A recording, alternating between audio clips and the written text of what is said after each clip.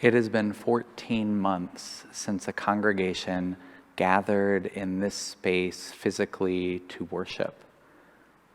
It's been a long and difficult 14 months, especially for those who so deeply love this community.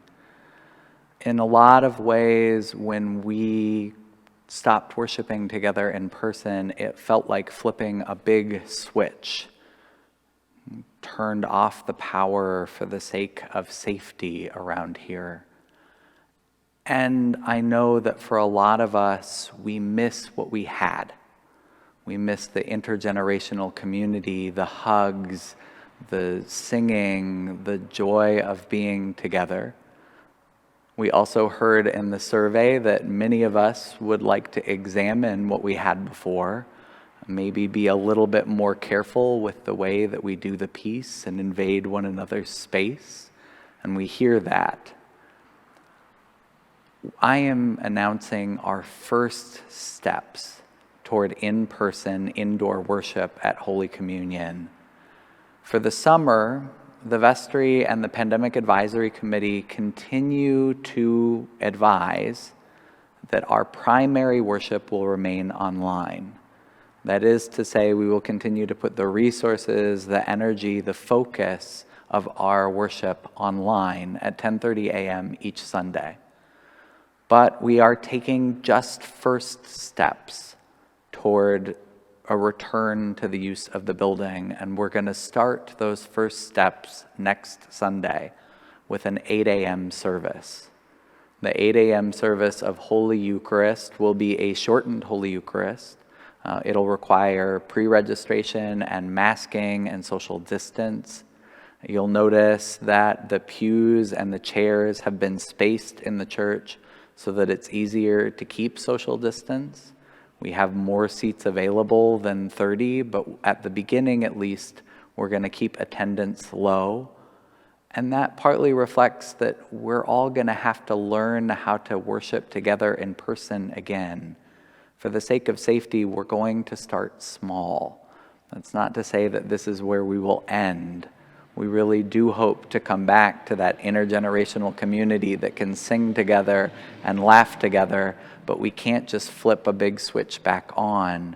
We're going to have to take this step by step safely. In the coming weeks, we hope to also open the 10:30 service. That is going to take a little bit more work with our technology so that we are confident that we can both produce a live worship service live and have people in the building.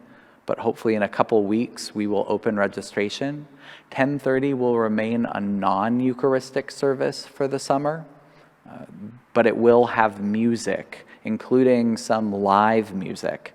We're going to start small, just one singer and instrumentalists with proper precautions, but we hope to be able to increase attendance, to increase our confidence in the safety protocols, and potentially expand to a little bit more live music at that 10:30 service. At the same time, as I said, our primary worship will be online, and so that 10:30 service will continue to be streamed throughout the summer. We really plan on streaming from here on out at Holy Communion. And throughout the summer, we will continue to have a once-a-month Eucharistic service at 4 p.m. outdoors. We know that people are at all stages of comfort with being indoors with people, with receiving Eucharist. It's going to take a while for all of us to learn to slip the Eucharistic wafer underneath our mask. And so we're going to take things slowly, and we're creating options. And we would encourage you, don't do something way outside of your comfort zone. Take small steps. But when you feel comfortable, come to a worship service in the building. Try it out.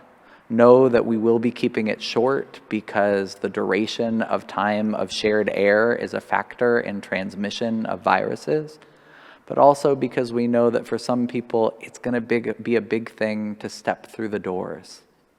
At first, our children's programming is going to remain online. We will have coloring sheets for kids at all of the services, but because of social distancing, we won't be able to offer much more than that at first.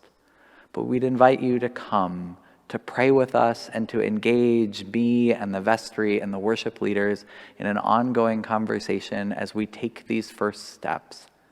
And as always, we do this keeping the needs of our neighbors and those who are vulnerable, those who are still unable to be vaccinated, those will all remain at the forefront.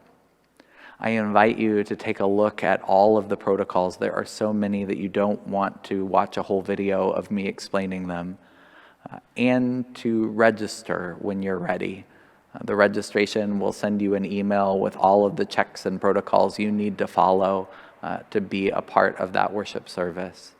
But when you're ready, we look forward to worshiping with you again in person in our beloved church.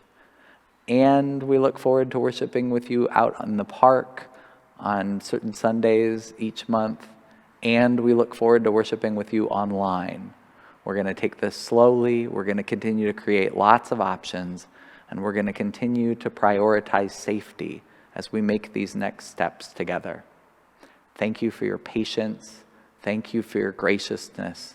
Thank you for your feedback.